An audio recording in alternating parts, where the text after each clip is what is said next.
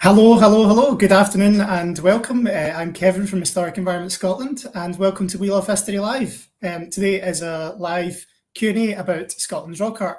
This is our last live stream of the year, so I have my Christmas jumper for the occasion, and I'm joined by a dynamic duo of experts on rock art. You could say a pair of petroglyphic ponderers. Took my well to come up with that one. And they are Dr. Tertia Barnett and Dr. Joanna Valdez-Tullett from Scotland's Rock Art Project here at Historic Environment Scotland. Say hello, guys. Hello. Hi. Our subject today is Scotland's Rock Art, a subject I know lots of you are interested in. And we are live, so if you'd like to ask us a question, you can do so on Facebook, or you can log into YouTube via your Google account and ask a question there. We think we're going to be busy today. We know it's a subject lots of you like, so be patient with us. We'll try to put as many questions to Tertia and Joanna as we can in the time we have. So I think we'll get started then. And daft laddie that I am, I will start off with a daft laddie question, which is, what is rock art? So hello everybody again, and thank you very much for joining us today. It might help just to have a general definition of rock art. We can consider it as any human-made mark with no obvious or known function that has been deliberately painted or carved onto a natural rock surface. And rock art's been created in most parts of the world at some point in the last 40,000 years ago, and earlier in some places. So we can kind of think of it as a shared form of human cultural expression. But it's also incredibly diverse. Paintings and engravings are found in caves and rock shelters, as well as on boulders, rock outcrops, and cliff faces in the open landscape. We can think of two main types of rock art. First of all, figurative rock art, which represents things that we can recognize, most commonly wild and domestic animals, but also human figures, weapons like axes and swords, boats, houses, and a whole array of other objects, and also activities like hunting and fighting and fishing. The other main type of rock art is what we call non-figurative or abstract, and this doesn't represent anything we can recognize today, but was certainly meaningful and significant to the people that made it. Abstract images can be simple, things like lines or circles, and the image you're seeing here, which is from Cairn Barn in Kilmartin in Argyll, shows some very simple shapes. But it can also be very elaborate, really complex forms that we try and recognize but really can't make sense of. I think most people are perhaps familiar with rock art from things like the wonderful Upper Paleolithic paintings and engravings of wild animals from caves like Lascaux in France and Altamira in Spain. But most of the world's rock art has been created since the end of the last ice age, within the last 12,000 years or so. And most of it is actually not in caves. Interestingly as well, about half of all the rock art in the world is abstract rather than figurative, but there's much less awareness of this type of rock art. It's much less well studied, it's much less well publicized because it's much more challenging for us to visualize and to comprehend. Well, if we're thinking about rock art in Scotland, this is almost entirely abstract. And it's characterized by mainly circular shapes carved into the rock surface. So again, if we can look at the image that we're seeing here of Cairn Barn, we can see some really lovely examples of these circular shapes. The most common motifs in Scotland are what we call cup marks, and you can see some of them here in this image. These are basically circular hollows carved into the rock surface, and cup marks are found not just in Scotland but all over the world. They are the most common type of rock art anywhere in the world. In Scotland, cup marks are often surrounded by one or more concentric rings, and some of the motifs, some of the symbols or motifs as we call them here, you can see are surrounded by several concentric rings which are carved into the rock surface. And sometimes there are grooves also extending from the cup marks or the rings. And sometimes the grooves connect or encircle motifs on the rock surface. So Cairn Barn is a good example of this. But we know that in Scotland there are over 3,000 prehistoric carved rocks, or panels as we tend to refer to them. But this number of 3,000 is probably only a tiny proportion of the original number. Many of them have been destroyed, and there are probably lots more hidden still waiting to be found. The carvings in Scotland are made on boulders and outcrops in the open landscape. And you can see a really nice example here from a site called Clone Laws in Perthshire. There are very few, there are none known in caves and very, very few in rock shelters in Scotland. And they're most frequently found on flat or gently sloping, low-lying rocks. And again, you can see this very nice example here. They're often, because they're low-lying, they're often hidden by vegetation and quite difficult to find, and often go completely unnoticed in the landscape. And they're very rarely on vertical or steeply sloping surfaces. We also sometimes find rock art in Scotland associated with prehistoric monuments, things like standing stones or burial cairns, as well as later monuments and structures, like, they're often found built into stone field walls because, people use a handy source of stone, and sometimes it's got rock art in it. And sometimes we also find them built into houses and barns and so on. So in Scotland, the rock art can be very, very simple. It can just be like a single cup mark on a rock surface, or the motifs can be very elaborate and cover the entire rock surface. If we just look for a moment at a chart showing the range of different motifs, thank you, we can see that these simple shapes, the cups with rings and the grooves, can actually have lots of different variants, quite subtle variants, such as multiple rings with grooves coming out from different parts of the motif, and they can be also arranged and combined on the rock surface in many different ways. So there's lots of subtle and complex variations. So you can see the main kind of types of motif in the kind of horizontal bands here, and in the column on the far right, you can see the number of different variations of those particular motif types. And what's really interesting is every single rock is unique. There's no duplication or repetition of the carving types. So there we are, not a very quick summary, but hopefully a very broad summary of rock art. No, thanks. Thanks very much for that summary, Tertia. I guess a question I have is, I'm an archaeologist and I go out walking and I sometimes see things on stones and think, is that rock art? Which I'm sure is probably a lot of people are familiar with. How can you tell if what you're looking at is rock art? Yeah, that's a really good question, Kevin. And it is sometimes quite difficult to tell. I mean, there are quite a few things to look for, because there are a lot of natural features that can look like rock art. But you can look for things like, is the shape symmetrical? Has it got sharp edges or overhanging edges, which would mean it was a natural feature created by things like, solution, kind of water dissolving the rock surface. And also, if there are other features like rings around it or grooves, it's more likely to be rock art.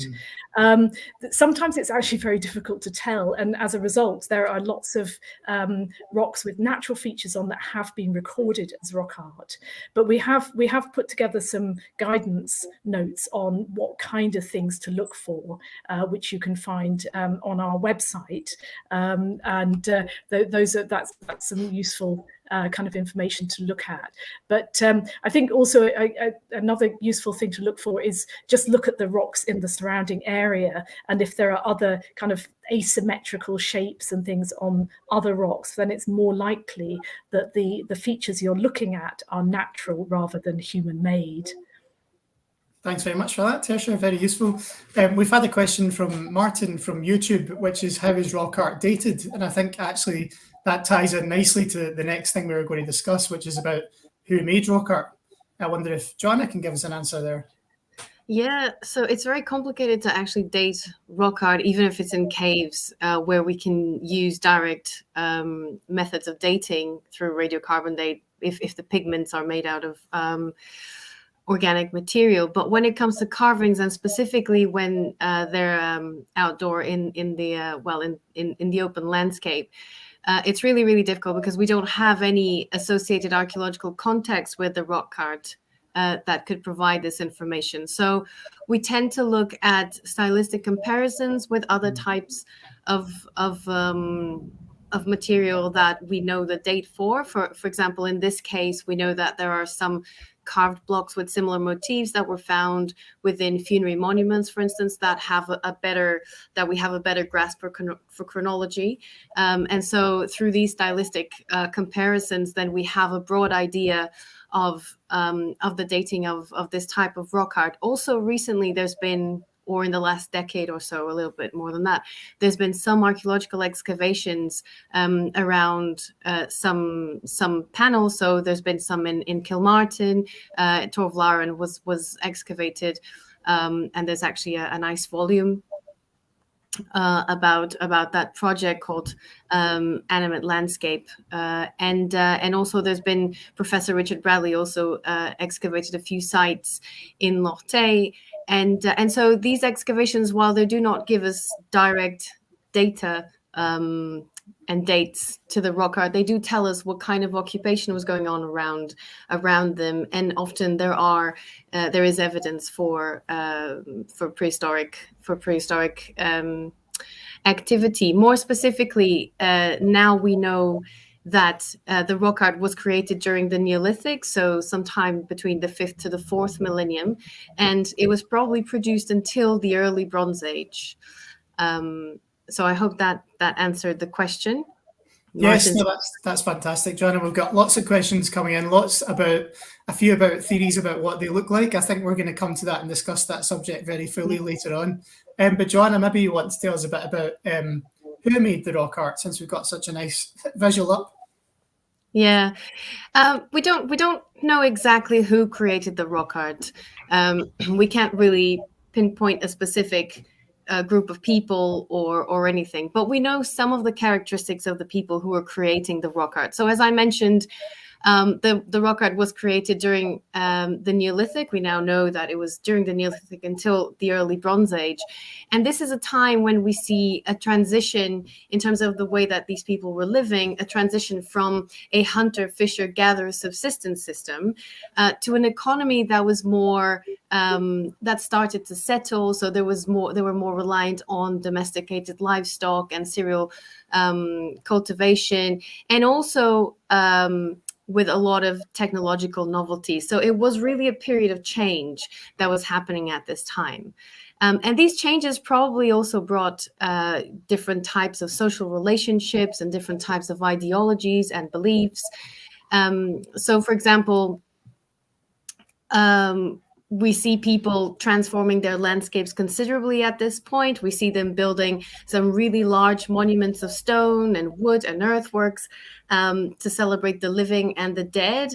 We see lots of exchange of goods and other materials, and so there was a lot going on at this time. You know, these social relationships and connections with, you know, from different parts of not only, you know, the territory as in what we know that is Scotland today, but also with other parts of Europe. So there is a lot going on, and all of this is building this new society that was also creating this rock art. And so when we see them kind of creating these big monuments in the landscape, we also see them changing these hard surfaces on the rock, which the act of carving them could have been just as significant as transforming the landscape itself, because equally they were leaving some long-lasting marks. And as with the monuments, the rock art has a really, really strong connection with the landscape as well. And this really contrasts with what we know about the places where they were living, because their settlements did not leave a lot of material evidence, or they didn't really transform the landscape as much to create the places where they were living, as they did with these other big megalithic monuments, and also, you know, the henges and all the earthworks and stuff. So this suggests that their domestic impact was not very significant, and that they didn't necessarily spend the same amount of energy and time perhaps building their homes as they did these monuments, or even carving the rocks, because we know that although they wouldn't take huge amounts of time, it was still time consuming, and it required some special skills. So it was special, and this does really tell us that they were deeply related, deeply connected to the landscape and the creation of these monuments, and also the rock art. If anything, because it's so widespread, it definitely had some very special meaning. So it's a very complicated picture, but I guess it's also a very interesting time in the archaeology of human history as well, isn't it? So I guess the next question to ask is about how they actually made the carving. So the carvings were mostly done through a technique that we call pecking, which basically consisted in hitting the rock surface with another stone, another artifact, or a river washed pebble, and so they would just consistently hit the rock surface with it, creating these indentations that we can actually see sometimes in the grooves of the rock art itself. So if you're interested in having a look at the many 3D models that we have on our Sketchfab profile, there's one of the rocks that we recorded. So in our Sketchfab, you will find 3D models of the rocks that we recorded, and if you zoom in, you can actually see the little peg marks in some of these carvings. So you can see little dots that each of them represent the action of hitting the rock surface with another stone. So this could have been the act of pecking could have been done with what we call direct percussion. So this is when they would just pick up a rock and hit it directly, or indirect percussion, in which the artist would use another tool like a chisel and hit the stone indirectly to create more defined marks. It's also possible that some of these images were drafted with very fine lines with other pointy instruments, but we can't really identify them at the moment, because they've probably been weathered or carved over with this more expressive pecking technology. Roy has an interesting question on this subject, Roy, from YouTube, about basically is good with this visual. Why circles, and how did they make them? Since there are a lot of them, circles, they must have been relatively easy. So do you think they used tools like a bow to spin something or to mark circles? I think so. I think they probably had something, some way to make them, so well defined. Because I think even if you're trying to just draw it, on a piece of paper and try to do a circle within a circle within a circle, it's really difficult to make them so even. So I do think that they probably had some way of marking them first, and then packing over. Yeah. Thanks very much. But I don't know if Tertia has any other. Tertia, what is your opinion on that?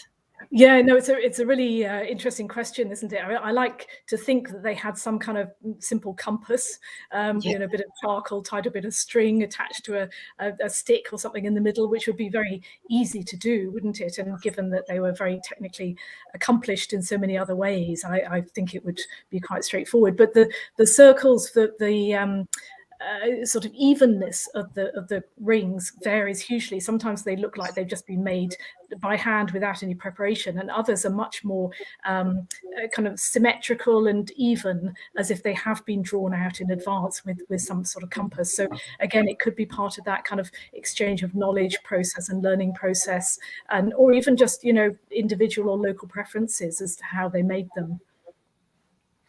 Thanks very much, Tertia. Just taking a wee break to remind everyone, if you've just joined us, that we're with Dr. Tertia Barnett and Dr. Joanna Valdez-Tullett talking about Scotland's rock art, and that this is a live Q&A. So if you have any questions, please give us them on Facebook or on YouTube.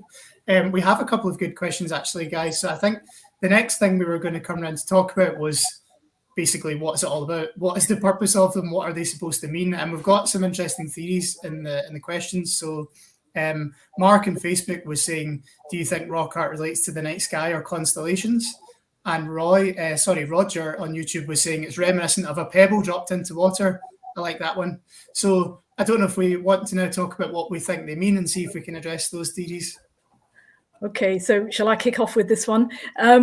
Well, rock art everywhere in the world is really challenging to interpret, and abstract motifs like the ones we have in Scotland are especially problematic because they don't resemble anything we can make sense of today, although we try and see things in them that we can recognise. And also because, as Joanna's already talked about, they're in the open landscape mostly without associated archaeological contexts that might provide clues about their purpose and meaning. But despite these challenges, there are, of course, lots and lots of theories that have been proposed. And a Scottish lawyer called Ronald Morris devoted many years back in the 1960s, 70s and 80s to discovering, recording and studying rock art in Scotland. And he compiled a list of 104 theories about what the carvings meant. And then he rated these according to a kind of scale of credibility. So the most believable ones had a scale of a 5, credibility of 5 rating, and the least believable ones had a credibility rating of 0.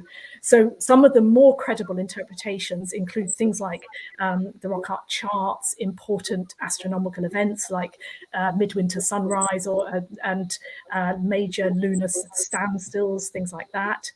Also, people think that they are maps of the landscape showing important points in the landscape and connections between them, or that they're related in some way to fertility symbolism. And there is still folklore in Scotland today which talks about some of the rock art being used to enhance fertility, like girls sliding down rocks with rock art on to become pregnant and so on. So whether that links back into prehistory, we really don't know. So those are the kind of some of the more credible interpretations. And then at the other end of the scale, some of the least credible interpretations include things like they're grooves made by coiled snakes, which kind of go round and round and round on the rock and make these sort of indentations. Or that they are receptacles for the blood of sacrificial victims who've been, perhaps whether human or animal, doesn't really matter, sacrificed on the rock surface, and the blood flows down and it's collected in the cut marks. And one of my favourite ones is that they're images of cowpats. This is perhaps derived from the suggestion that prehistoric farming communities brought domestic animals, domestic cattle with them, and they practiced a form of bull worship. So cowpats could be considered a kind of symbol of this cult, this bull cult. But of course, it's really difficult to prove meaning, and there's no firm evidence to support any of these explanations. And also studies of communities in different parts of the world that make or use rock art today, or have done until relatively recently, have been really, really valuable in providing insights into the purpose of rock art. And what these studies show is that the motifs can have many different layers of meaning. Their meaning can change depending on things like the age, the gender, the social status of the person viewing them, as well as the social context in which the carving, the rock art is made or used. And also meaning can change through time. So it's highly likely that Scotland's rock art did have multiple layers of meaning, depending on the person who was encountering them or making them, and that these meanings probably altered, probably quite considerably, during the Neolithic and into the early Bronze Age. So because of these many challenges, and also the fact that it would be so difficult to project yourself into the minds of prehistoric people living 5,000 years ago in a really, really different environment with different agendas and different ideologies, in the last couple of decades, researchers moved away from trying to understand the meaning of the motifs and investigating the significance of rock art from other perspectives.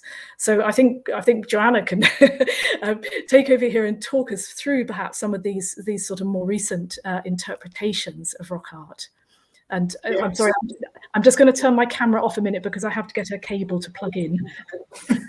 No bother. Before we go on, Joanna, there's a question that we might be able to answer from Roger from YouTube. Is there any evidence that concentric circles might have been done at different times, as in the circle might have been added after the cut mark, or maybe they're adding a new circle every now and again? So what we see today when we go out and look at the rock art, it's a final product. And it may well have had different stages of creation.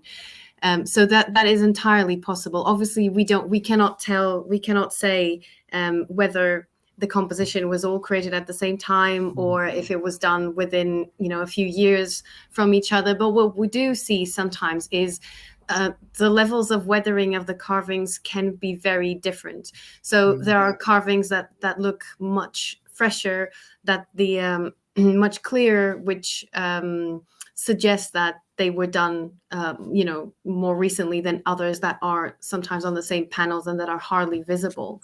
Obviously, it is possible that some really old carvings were carved over. So there is a whole process of making that we don't really know very well, because what we see is the final product, and there's nothing to indicate this phasing. But we do find sometimes superimpositions on the rocks, which are rare, but we have been finding some in our study. And in those circumstances, we can actually tell which is the motif that was carved on top of another. We actually have, there's a nice example in Castleton, not far from an hour away from Edinburgh, actually, where we have this big circle with two little circles that were carved over it, and the superimposition is really clear on that one. So yeah, we know that there is phasing. We just don't always understand the phasing. Yeah. Thanks for that, Joanna. Yeah, it's obviously very challenging. I think we're going to come on now to talk about why people made rock art. And Dave on YouTube has a good question about that, which is, why were these marks made? What is the message? Who was meant to read or see them? So maybe we can talk a bit about why they were made. Yeah, so Tusha already touched on this, and Tusha mentioned a lot of the theories surrounding the meaning of the rock art.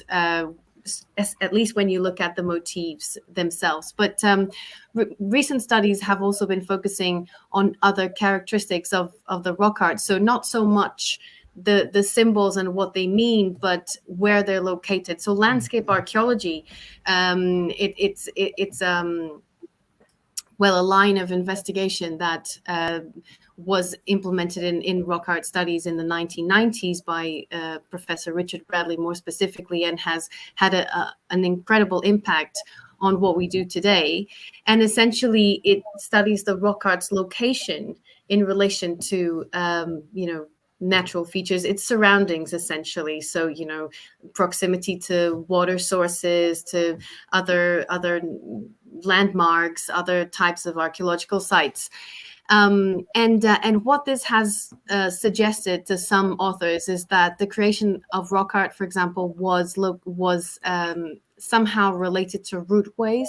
So the rocks were carved to orient the movement across the landscape. It's one of the theories. Some other authors also suggest that they were made to mark special features in the landscape, such as economically significant areas. So, for instance, areas where animals graze, or even that it could have been a type of system of communication between different groups of people that shared the resources of one territory, but didn't necessarily have a direct contact with each other. So Tusha was saying that the interpretation of the rock art can very well depend on the person and the social status and age of the person who created it and was looking at the rock art. But also the location of the rock art in the landscape could also have these layered meanings. So if the rock art is located in the valley floor, perhaps the message is completely different if the rock art is located in higher parts of the landscape. So there is all sorts of complexity here that we have to think about. Our study, we have been looking at some of these ideas that were put through by a number of authors, like the relationship between rock art and mobility, for instance, or the fact that the rock art was created in places with really extensive views. So it would be really important to have an extensive view over a specific landscape, for instance, or specific types of monuments. And what we've been finding is that it really varies so much. So we think that the rock art was used, although it's relatively similar across the country. So they were all creating cup marks, they were all creating cup and ring marks. They were also using it in their own way. And so it could have been used for different purposes. So for example, in some areas, we see the rock art being carved in places that are quite far from people would be living. So they are completely detached from their daily lives. Whereas in other areas, we see the rock art being created in areas where there's a lot of contemporary activity going on, which makes it a lot more entangled with people's daily lives. So there is a lot of variation here. Thanks very much for that, Joanna. We've got a few questions actually that touch on some of the stuff you were saying there. Martin from YouTube was asking about how widespread are cup and ring marks outside of Scotland. I don't know which one of you wants to answer that. Well, do you want me to start, Joanna, and then I can hand over to you a bit to talk about your opinion? I mean, just to say that, well, as I mentioned earlier, cup marks are the most common motif anywhere in the world. I mean, there are cup marks pretty much everywhere in the world, but that doesn't by any stretch of the imagination mean that they had a common meaning. A cup mark is a very simple device that anybody can make, and it can encapsulate a lot of information in a cup mark, which is culturally determined. So this is possibly why it's used so widely everywhere in the world, because it's easy to make and can be very, can contain complex information. But we also find cup and ring markings in many parts of the world, from the Sahara through to North America and South America, Pacific Islands and so on. So again, it's a very, very common motif type, but the same caveat holds is that it doesn't necessarily have the same cultural meaning. And these motifs have been created at different times as well in different places. So again, they're very culturally determined. So cups, rings and grooves are very, very common in many parts of the world. Yeah, and when it comes to this specific type of rock art that we see in Scotland, so the typical cup marks surrounded by concentric rings on relatively flat surfaces in the open landscape, this type of rock art is part of a wider tradition that we also call Atlantic rock art, and that we can find in other parts of Europe. So we will find the same type of rock art in Ireland. We will find it in places, well, not far from here, but in England as well, in some parts of England, and also in Iberia. So we have it in the northwest of Portugal and Spain as well. There are some similar geometric motifs also in Scandinavia. So it is relatively widespread, but certainly in this Atlantic area, it's very similar, not only in terms of the motifs, but also in terms of the way that they were created and that they were used in the landscape. And there's lots of little features that are repeated in all these areas that really make us think that these communities were all connected and were somehow sharing whatever ideology was underpinning this rock art tradition. In terms of Scotland, we have so the rock art is spread across the country, but there are some differences. So we have some areas that have a large density of rock art. Specifically, Kilmartin is really well known for its rock art. It has some really complex examples and some very eye-catching panels as well. But there are other areas in the country, like Dumfries and Galloway, has some really beautiful examples. Stirlingshire and Perthshire, there's just lots of rock art in these areas as well. Hopefully you'll be able to see our density map at some point, which will show you where these kind of hotspots for the rock art is. There you go. You see the red bits. That's where we have large concentrations of rock art. And the other areas are kind of empty. So we have some areas in the country that are that look a little bit empty. And there are many explanations that could, or rather, there are many reasons that could explain this uneven distribution across the country.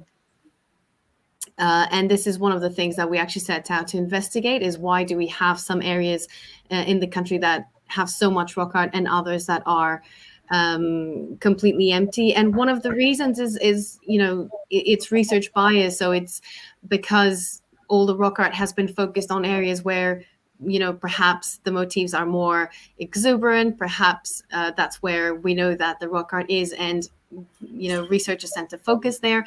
But we know through the work with scrap that, for instance, areas like the Highland, which were not necessarily very well known for its rock art, and where our team NOSAS did a wonderful job, and they found so many panels there. It's really quite surprising. So there is this element of research bias here as well, which is one of the reasons perhaps why some of the areas are a bit empty. It's interesting you say that, Joanna. We have a question from Kenneth on Facebook, which is about why is there a real dearth of rock art in Caithness? Is the stone there not suitable for creating rock art? Do you think it reflects something more cultural? Can either of you say anything specific about the rock art you've seen in Caithness, or do you have any theories?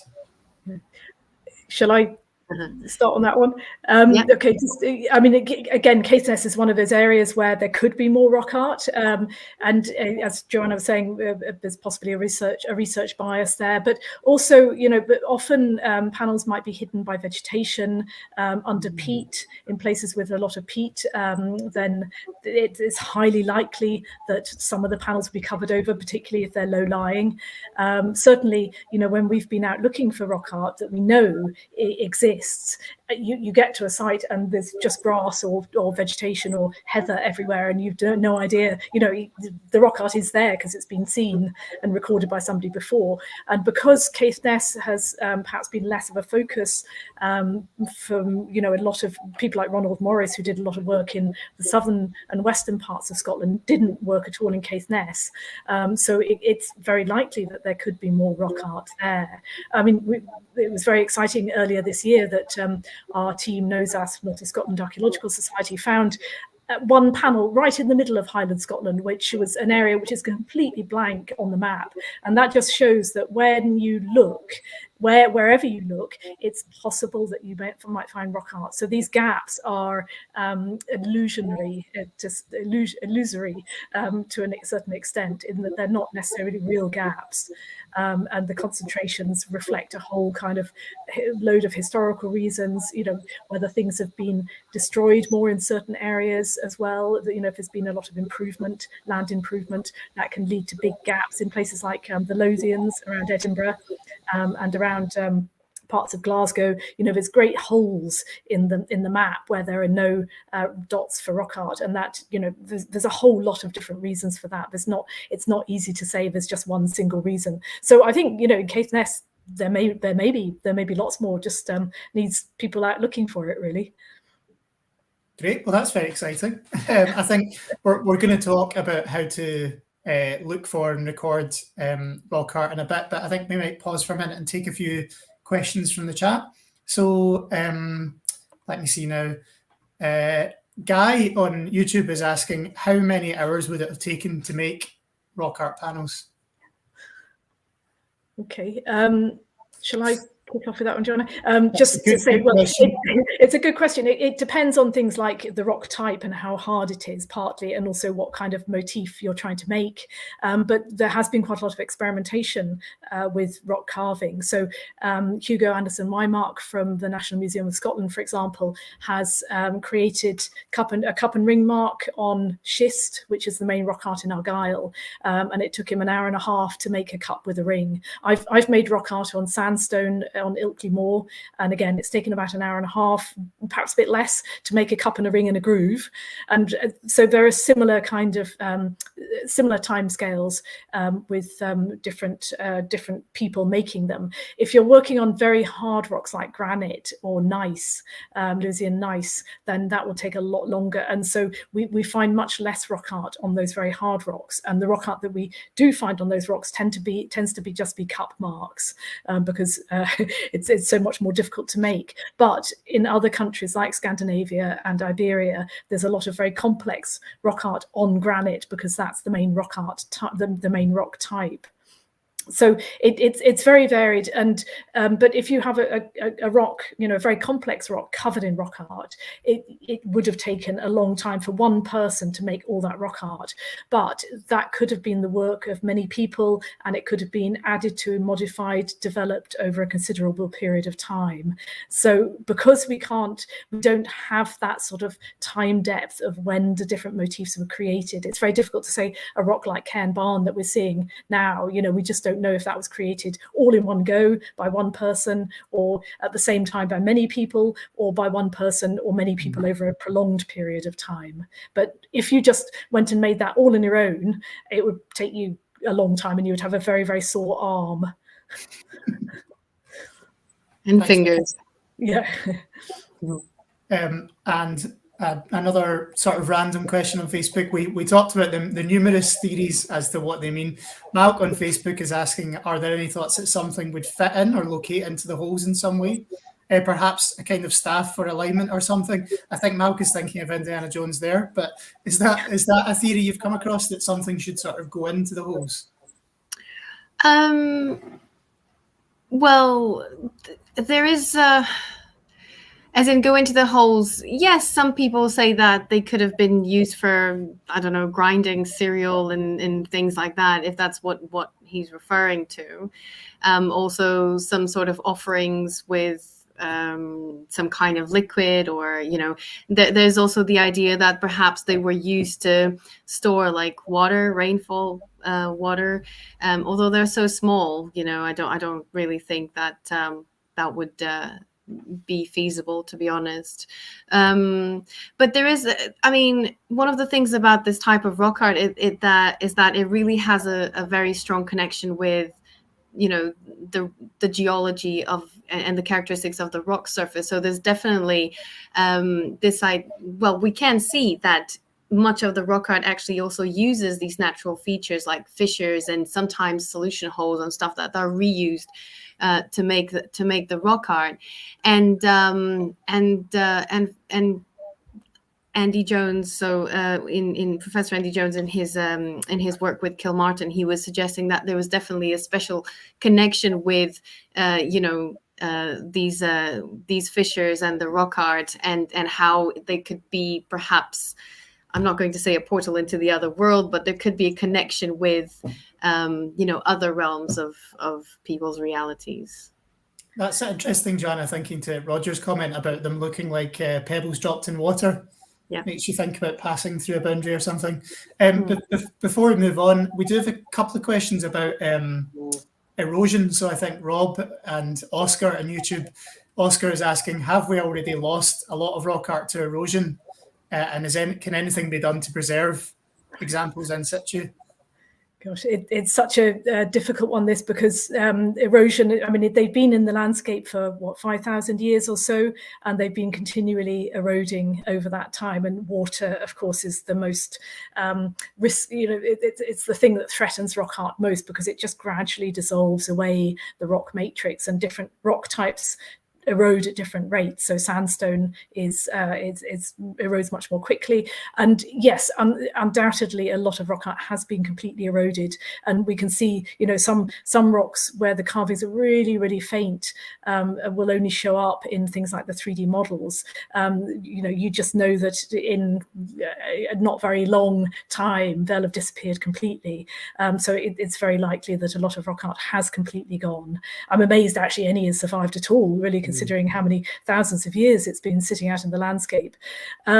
So that there's also the question that climate change might be accelerating some of this erosion, which is a real worry. But there are over 3,000 carved rocks in Scotland. It's just simply not possible to preserve them all. And so one of the reasons why we've been doing the project to record everything in great detail is to capture as much information about them as possible now, so that if they do erode and we can't stop this process of water erosion, then if they do erode completely and disappear, we have got a really good record of them for future research and management and public awareness and enjoyment. Thanks, Tersha. I know from work that Historic Environment Scotland has done about the impact of climate change on the historic environment that we are seeing that monuments are deteriorating more rapidly as the climate changes, which someone's mentioned in the questions. I think we better move on to our next subject of discussion, which is about how people can get involved. So how are rock art panels recorded and how can people find out more? Right. Well, it's recording is rock art is done differently in different parts of the world, and so the techniques will vary depending on the type of rock art. So painted, whether it's painted or carved, or whether it's in caves or in rock shelters or in the landscape, and so on. But there are kind of three crucial rules really that determine all types of recording. First of all, it has to be non-intrusive and have absolutely minimal impact on the carvings on the rock surface. So things like taking rubbings and tracings are really not good. They do impact on the rock surface, and doing this again and again, as has happened on many rocks, can really accelerate the erosion. So it has to have minimal impact. Ideally, the same recording methods should be used by everybody for every panel, so that information is consistent and can be compared. And this is essential for research and for management, future management as well. And the third kind of crucial rule really is that the recording should be objective and repeatable. So everybody should be able to get the same results, regardless of their previous experience or skills and so on. So in Britain, in Scotland and the rest of Britain, and in many other parts of the world, we generally use a range of techniques which will capture as much detail as possible, both about the carvings, but also about the rock on which they're carved and their setting, the physical setting and the archaeological and cultural setting. So each technique we use captures different types of information. So, for example, in the Scotland's Rock Art project, we use a specially designed recording form to note things like measurements of the panel, as well as the rock, the geology of the rock, its orientation, its slope, and so on, and the surface features, the natural features, as well as the motifs. And we make detailed descriptions of the location and the panel, as well as taking accurate grid references. And we also use a range of visual techniques, such as sketches of the panel. So we can see a really nice example here from Achnabrech in Kilmartin. So we capture sketches of the panel and its location. And we also take photographs of the carvings of the panel and its context to try and get as much information visually as possible. And very importantly, we also use 3D modeling or photogrammetry. And this is a really valuable tool for recording rock art. The 3D modeling technique that we use is called structure from motion photogrammetry. It's really simple to use in the field, and it doesn't need any specialist equipment. It just involves taking a series of overlapping photos using an ordinary camera. So anybody can do it. It's not, it's very cost effective. And the photos that we take in the field are processed using a special software. There's lots of different softwares available, and that processing creates a 3D model, which can then be freely shared using an online platform such as Sketchfab, which can be used and accessed by anybody. So this model that we're seeing here, which is at Townhead 1 in Dumfries and Galloway, is one that we created using this technique, structure from motion photogrammetry, and we've loaded it onto Sketchfab. So this is being shown directly from Sketchfab. And if you, Santi, if you could just click on the Metcat bit, you can also, as a user viewing this, you can also change things like the surface rendering so that it brings out the motifs much more clearly. And what you're seeing in the model is much clearer, much more detailed than what you see in the field. So it will show up very faint features and allow us to analyze the motifs and the rock surface and their relationship to the rock surface. But also it captures the rock art at this point in time, so that if in the future people go back and re-record it, you'll be able to kind of look at how much has deteriorated, whether things have disappeared or kind of, that they've become fainter and so on. So it's a great benchmark technique for management and conservation, as well as for public access and for research. So during Scotland's Rock Art project, we've been working with 12 trained community teams across the country to create these detailed records and the 3D models of the rock art. And together with our teams, we've investigated over 1,600 rock art panels, including 250 new discoveries, which I think we're going to see a photo of one of those now. And all this information that we've collected is publicly accessible on our website. And it's also now been deposited and archived in Canmore, the Record for Scotland's Historic Environment, where it will be publicly accessible in the long term. But in terms of getting involved, because the I think we're losing Tertia a wee bit there. Joanna, maybe you can continue with saying how people can continue to get involved. Yeah, so the field work is obviously, not ongoing. I think the work with the teams directly with Scrap is coming to an end now, because obviously we are also, the project is about to finish anyway. But there are ways of getting involved. So first of all, if you find any rock art, then you should, just perhaps use the resources that we have on our website on how to identify and how to interact with it in a safe way. If you are really suspicious that you are dealing with rock art, that you found a new rock art, perhaps you could get a second or a third opinion. You can contact HES, or you can contact your local authority archaeologist. You can report your find via DES. I think that there might be a link coming up for that. Yep. Oh, Tertia, you're back.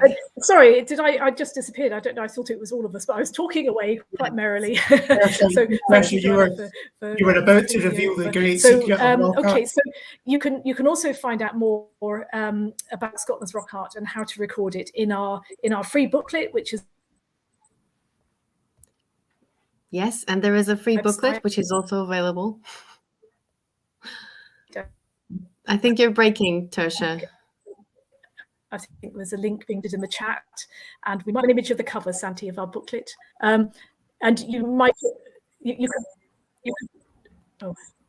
might also be interested in our. Oh, sorry, you're coming and going. There we are. That's the cover for our new booklet that's just out. So you can download that from our website, and you might also be interested in the booklet that we collaborated with Forestry and Land Scotland on, which is a really nice learning resource, but it's stuff full of information as well. And they have a nice animation relating to Scotland's rock art. And I think the links for where to find both of those is coming up in the chat. So, and finally, and really importantly, if you want to find out more about our research and the results of the project, we're giving a webinar on Monday. So that's Monday the 13th of. Yep, Monday the 13th of December at 5:30. We have you can still register. Registration is still open. I don't know if there's a link coming up with okay, so there will be a link where you can register for it, and essentially we will be talking about it's a 1 hour long webinar where we will be talking about the project, how it started, how it went, and how it's finishing. And we will obviously offer there we go, the flyer for our webinar, and we will offer our vision of prehistoric rock art in Scotland and the results of the research that we've been undertaking so far. Thanks very much, Joanna. Apologies there for the technical difficulties. I think Tertia is about to reveal the true secret of rock art, and the spirits aren't allowing her.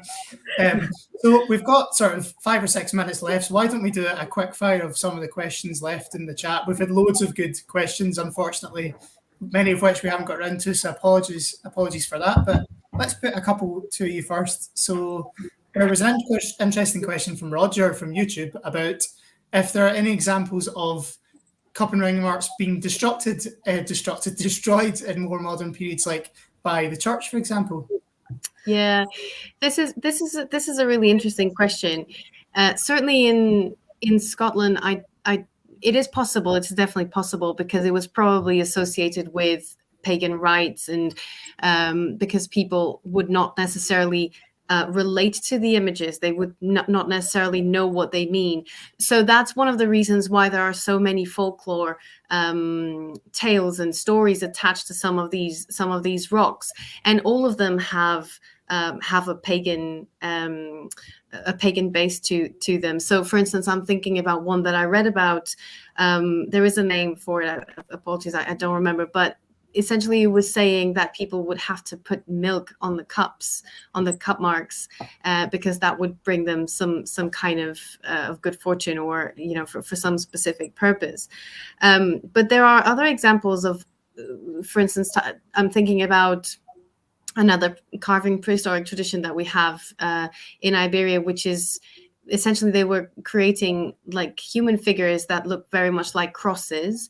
And then we have lots of medieval and modern Christian crosses being carved over, as in they were kind of taking ownership of that of those symbols, which obviously wouldn't happen with the cup and rings because they didn't have the same understanding of them. So that's actually a really interesting point. Yeah.